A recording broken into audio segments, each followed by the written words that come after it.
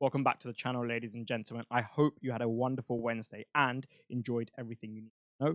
Today, I have for you my Game Week 17 team selection, including specific player insights. Not only that, I have the most concrete transfer plans I've produced for you yet, including transfer plans all the way up till Game Week 24, with an analysis, an in-depth analysis of the assistant managership and why that has molded my transfer plans beforehand and how that has molded my transfer plans beforehand. I'm very much looking forward to sharing that section with you.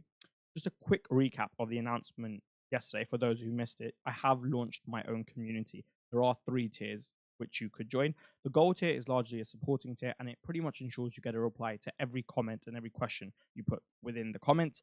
The platinum tier is where you get the exclusive WhatsApp community, and you'll have football analysis in here that I don't share anywhere else, certainly at a deeper level.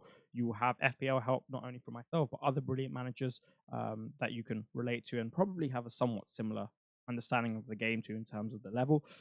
Not only that, you will have discussions of all flavors, and this is what I really wanted to group. When it comes to football and FPL, I don't just want to be talking about captaincy and player picks. I also want to try and solve the game in a better way, so we can get an edge on the whole field and almost pioneer where the game is going to go, how it should be played. Not only that, I really wanted to create something that was bigger than FPL and football, in the sense that you now have a community of like-minded, positive people who, if you're having a good day, if you're having a bad day, are there to just bring you up to an even better level or to a required level so you can function a little bit better. And hopefully it turns into something which has the capacity which allows other people and yourself to develop friendships, whether that be just business relationships or even lifelong friendships as well. That's really what I'm looking to do here, because you all have something in common and probably quite a few things in common. And the diamond tier is for those of you who want to associate with myself and other members in a deeper fashion, in the form of a 1-hour Q&A call every single game week, which will be recorded, and of course an exclusive diamond group chat as well. All the details on this, reasons I've created it, are in the Everything You Need to Know video, which is now chaptered. A technical glitch yesterday, even though I published it with the chapters, it didn't load as that, but it is there now. If you want more details on that, please do go and watch that. And I very much look forward to welcoming some of you to the group. But without anything else needing to be said, let's hop into the video. You will notice a 15k rank increase from when I last saw you on transfer plans with this slide. However, Bowen blank. So how has that occurred? Well, Nicholas Jackson and Cole Palmer both got an extra bonus point following the late adjustments due to Opta changing some of their stats, which allowed me to go up to 141k and 1009 points. Now, I thought I would address this because a lot of people don't seem to like it, but in my opinion, it's absolutely brilliant. At least they're being accurate. Think about this if it was a previous season whereby these changes hadn't been made, and then the bonus points actually reflected inaccurate data. At least now, okay, fine, it's a little bit annoying for some people who don't have these type of players, and therefore they don't get the bonus point system, and it's almost set themselves up for disappointment as a result of what FPL have done. But this is the most accurate way of receiving bonus points, and it's the most fair way to play the game. So that's just my perspective on it, and I thought I'd share it just in case it could change one of yours and you could derive some peace from it. But now let's move on to the goalkeeper. In the 2 game weeks I've owned him, he has conceded 2 very, very, very late goals in the 90th minute to wipe out what looked like pretty secure clean sheets. He has got 0 points in 2 games following a benching and then 3 goals and getting a yellow card, and he has 1 clean sheet for myself against Aston Villa, where he also managed to accumulate a extra point on top of that. Now, that's probably not good enough, especially with the price tag that I'm paying when Dean Henderson now exists at 4.4 with the run he's got coming up.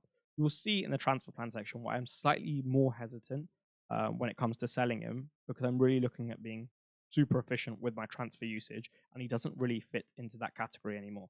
Given he's probably not going to get dropped, especially after a good performance against Brentford, at least in the near future, following Maresca's comments and the fact he hasn't done it now, I'm inclined just to take the one benching that I'm going to get and just take it on the chin and just play with 10 that week.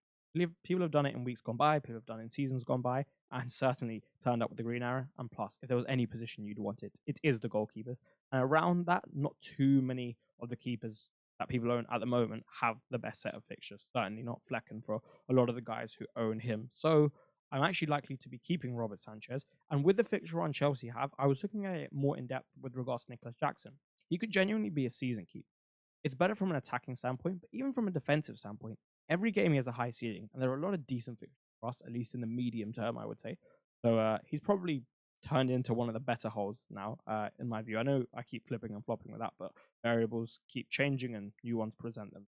That's my assessment of Robert Sanchez. Away to Everton, I'm expecting a decent chance of getting a clean sheet, albeit I know given it's at Goodison Park, they will probably come up with a few chances and there's no Cucurella. Whilst I expect Renato Vega to have a good performance and play in that role in that side, it'll be his first game in the league for a while, and then I can't really expect him to replicate the same top level of performances that Cucurella has been, albeit a top player. So, like, somewhat bullish on getting a clean sheet, but still wary, understanding of all the variables that are surrounding it. Game weeks 14 and 15 saw my defenders put up 1 and 2 points respectively, and in the build-up to those game weeks, I was not bullish on them at all. However, I was far more positive when it came to game week 16, and alas, a Gabriel 9-pointer and a Lewis Hall 15-pointer. And it could have been a lot better from Robert Sanchez, and Aït-Nouri should not have done stupid and got sent off.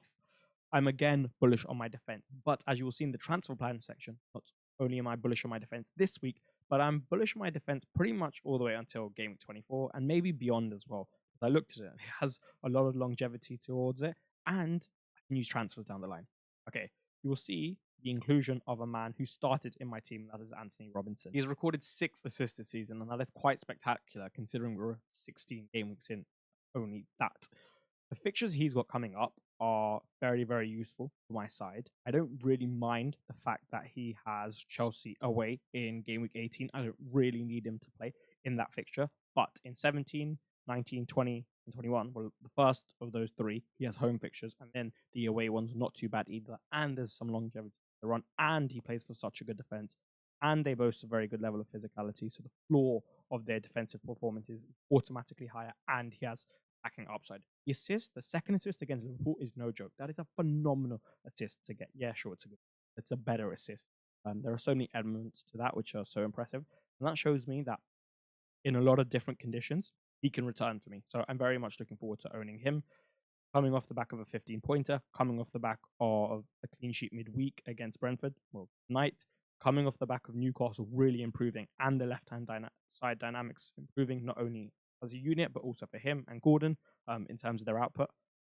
Lewis Hall is such a brilliant option at 4.5 million. And not only that, he's a really, really good player. Newcastle did a fantastic job getting the 2 academy superstars in Lewis Hall and Tino Livramento from us. And I'm delighted to own him, and he works wonderfully in the rotation, which I'm looking to culminate, as you will see, in the near future with transfer plans when Lewis Dunk eventually leaves the side. Gabriel, best defender in the game, biggest box threat for the best set piece team in the country, and the best defense. So for me, he plays every game, and the other 3, when Dunk gets kicked out next week, rotate between them, and one of them will always be on the bench. Burgess is a wonderful option for someone I picked up at 3.9, has played really well in that Ipswich side, and I wouldn't be surprised if he somehow manages to retain his place on a consistent basis and will provide me with a wonderful 5th option when I need those fixtures, actually, because I looked at it. And one week where the defense isn't as strong, yeah, Southampton at home. So that's wonderful. So going forward, I really, really like the defensive unit, and there's good prospects with Southampton at home this week and Ipswich away, and then Gabriel. Every week we have to toss it up between Joao Pedro and Morgan Rogers. Last week it wasn't particularly close, but this week I think it is far closer. However, we have got it right every single week, and I'm hoping to continue that trend.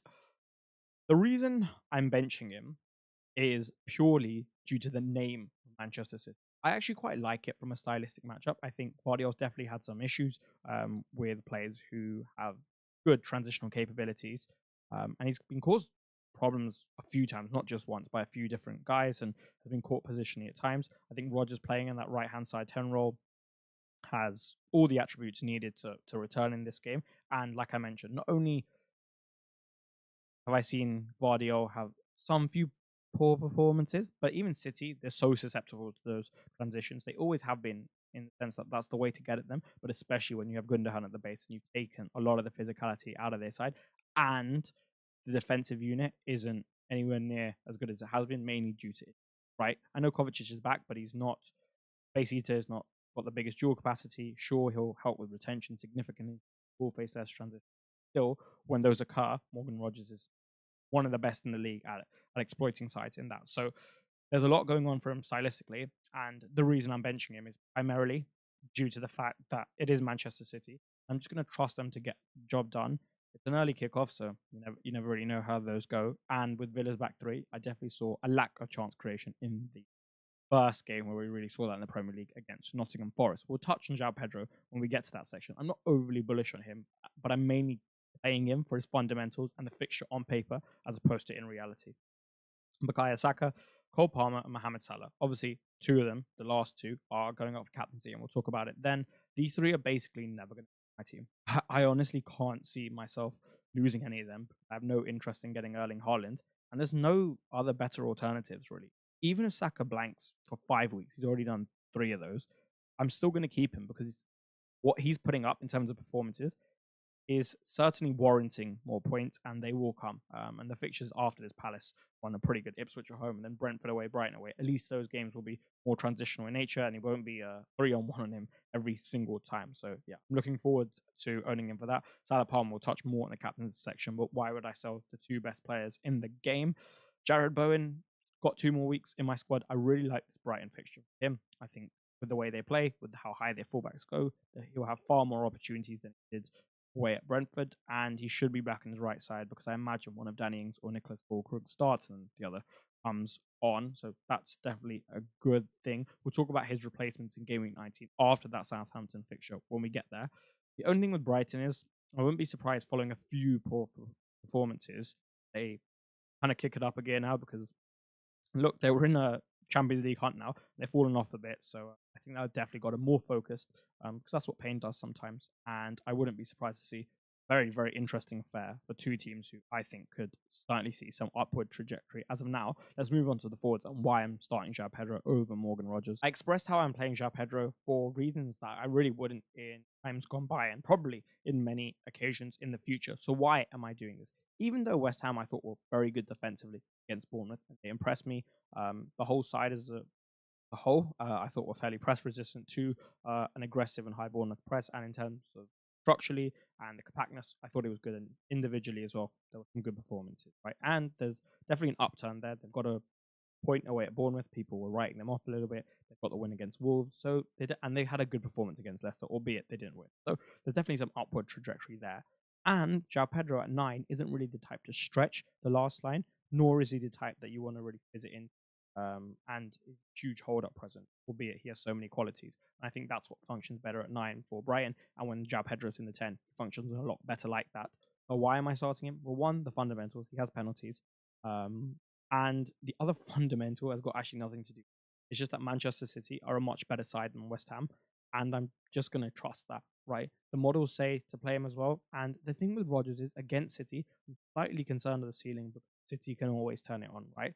I think they have some problems, but they really can always turn it on. And for that reason, I'm going to start Joao Pedro. You've seen a lot more in-depth analysis from myself and concrete reasoning as to why I'm starting him. But for now, that's just the honest reason. The models have him higher, and where there's a lot of uncertainty for me, and I'm slightly concerned about Rodgers' ceiling due to the fact it's Manchester City, I'm fairly comfortable playing Joao Pedro, especially when he'll be a huge EO threat. Should I not? Isak and Jackson, probably the best 2 forwards in the game. Got brilliant longevity to both of them. Jackson probably all the way up to like 35, Isak till 24. But in the meantime, they should rack up a lot of points for myself, and I'm very much looking forward to owning both. I wouldn't say you really need Jackson this week. Everton away, I don't think will be easy, but I've just got a gut feeling he's going to score. I know that's somewhat contradictory in nature. I don't think from a stylistic perspective it's the best from him, but I just got a gut feeling he's going to score. And whilst Isak didn't return midweek against Brentford, against Ipswich, which is probably a little bit of an easier fixture, albeit not the easiest, because I like a lot of things about their team. With the form he's in, with how well Newcastle are playing, and their attacking dynamics improving significantly, resultant of Eddie Howe. I think he deserves a lot of appreciation and applause for that. I'm certainly bullish. So yeah, I look forward to seeing what my team can do this week. There has not been a twist from yesterday's analysis. It is still on Mohamed Salah, the armband.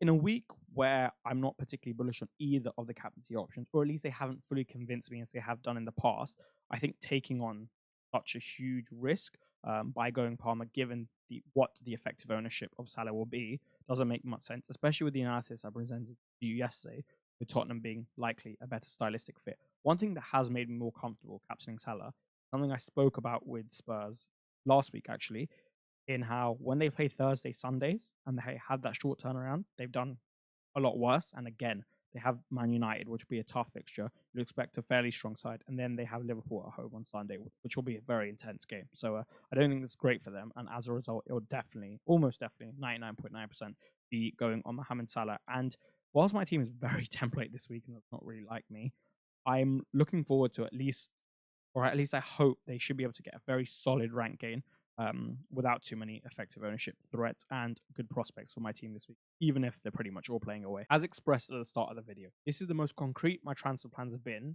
at any point in the season, and I feel very settled and comfortable with them, and I really, really like them. I'm not just doing it because it appears to be the best in terms of expected points or fixtures, but I genuinely feel, even on an intuitive level, very comfortable towards them, and I'm expectant of them to do very well for me. Before I get into the specific transfers I'm going to make, I'm going to explain why I've adopted this strategy and how the assistant manager tool and actually developing a perspective on it and a preference for how you're going to play it and at what time and in which manner is actually so important to navigate the upcoming period. Firstly, let's just assume there are two optimal windows in which to game week 31 to 33 to capture the double of 33 and the good Arsenal fixture set, or double game week 24 and then using it for 25 and 20 afterwards. If you don't decide that early, you could very well come to game week 20, realize then that it's the best option, and not have prepared in a way which allows you to maximize the upside of the chip and of your team, resultant of your lack of planning.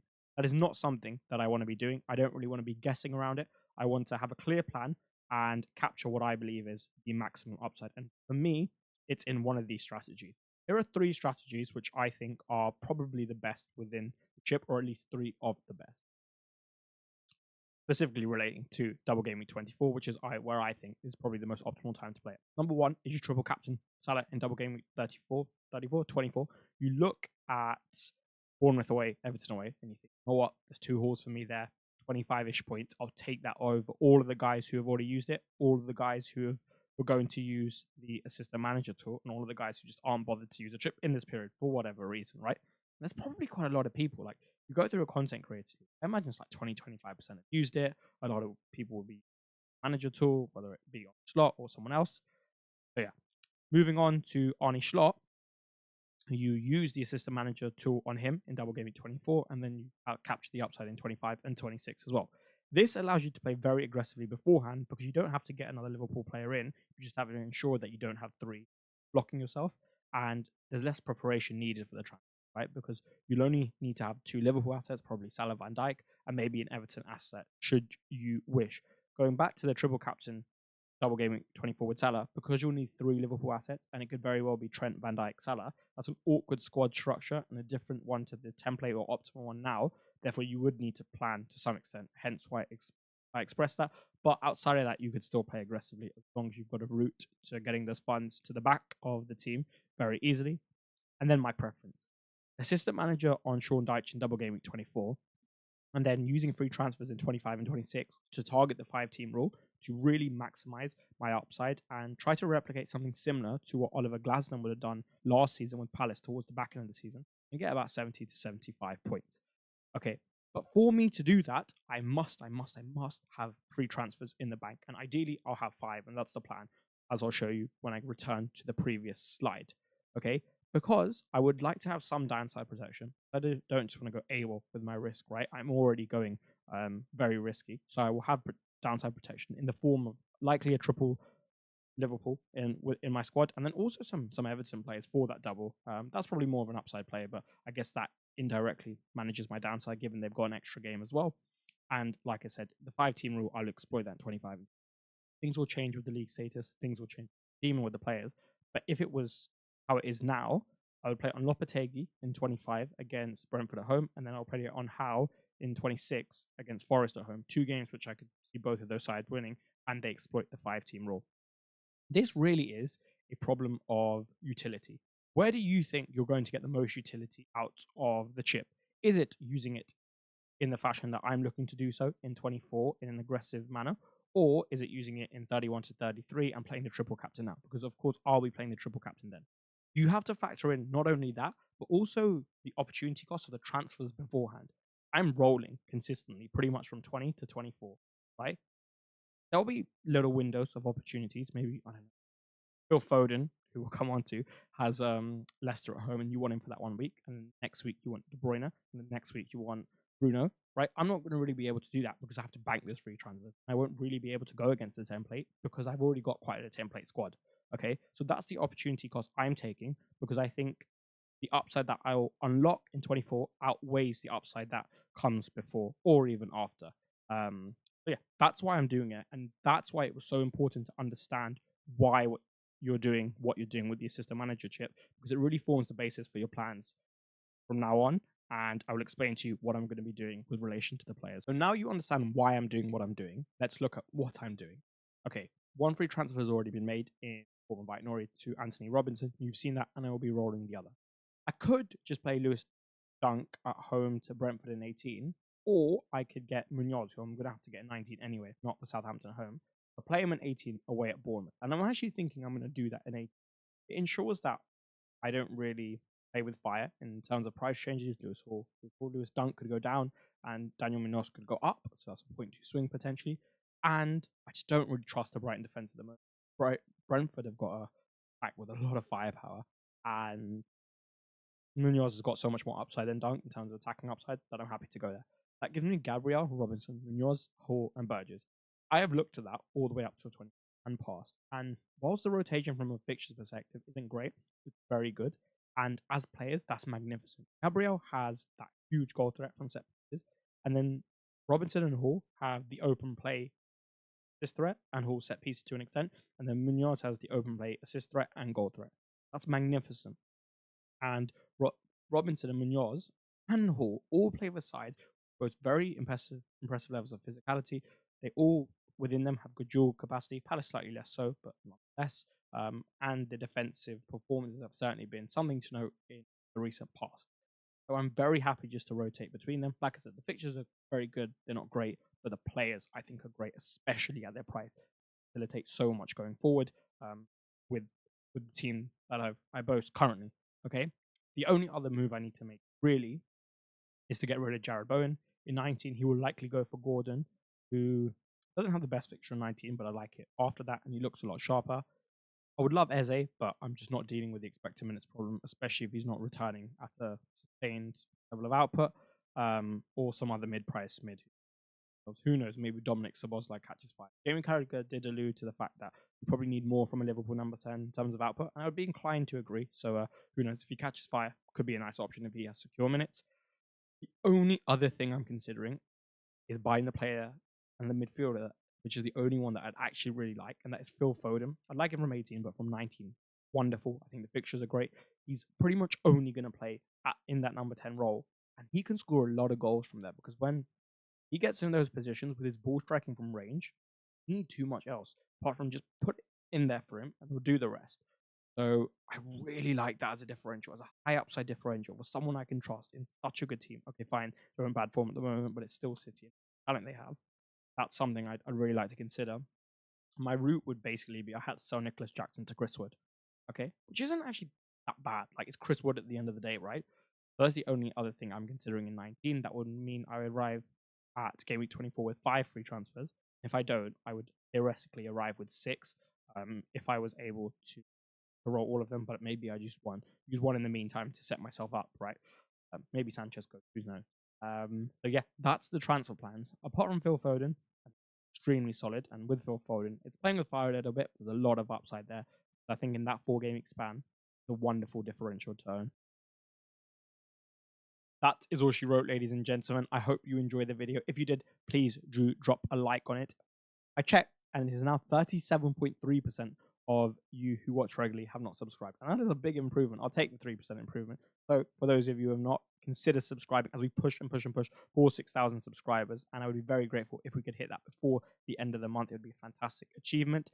For those of you who are considering becoming a member, try it for 1 month. And if you don't like it, by all means, quit. But I think there is so much value to be gained, and maybe even more than you currently realize with what I'm trying to do there. So definitely give it some consideration. I shall see you tomorrow for solving your problems. In the meantime, have a wonderful day.